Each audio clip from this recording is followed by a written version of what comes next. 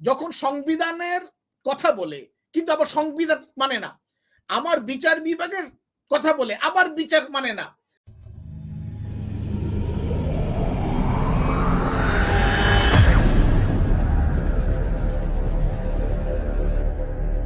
বাংলাদেশের 16 কোটি মানুষকে সবাই বলে, এই দল বলে এই দেশের জনগণ আমাকে চায়, ওই দল বলে এই দেশের জনগণ আমাকে চায় না।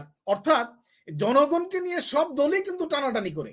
যারা আবার এমপি তো দূরের কথা, মেম্বার ইলেকশন করে নিজের জামানত মানে হারানোর মতো অবস্থান, তারাও কিন্তু বলে এই দেশের জনগণ আমাকে চায় কিংবা এই দেশের জনগণ আমাকে চায় না। অর্থাৎ জনগণকে নিয়ে যে একটা ফুটবল খেলা হচ্ছে, সেই জায়গায় আমি বরাবরই বলে আসছি আমাদের জনগণকেই কিন্তু সচেতন হতে হবে।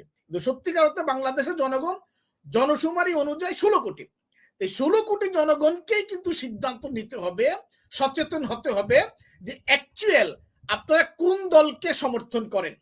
এই আমি বারবারই বলছি, জনগণ যতদিন পর্যন্ত তাদের মৌলিক অধিকার, শিক্ষা, চিকিৎসা, বাসস্থানের ব্যাপারে সচেতন না হবে, ততদিন পর্যন্ত এই দেশের সকল রাজনৈতিক দল এই জনগণকে নিয়ে ফুটবল খেলবে।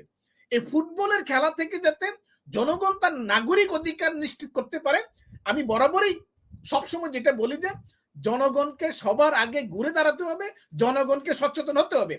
যখন সংবিধানের কথা বলে কিন্তু আবার সংবিধান মানে না, আমার বিচার বিভাগের কথা বলে আবার বিচার মানে না, এই যে কথাগুলো বলে আসছে, আপনি তাহলে এই দেশের জনগণ যদি সচেতন না হয়, তাহলে এই দেশের জনগণকে কানো ধরে এই ধরনের রাজনীতির সাথে যারা সম্পৃক্ত নেতা কর্মী আছে তারা কিন্তু জনগণকে ঘুরাবেই। তার মানে জনগণকে সবার আগে সচেতন হওয়াটা অতি জরুরি।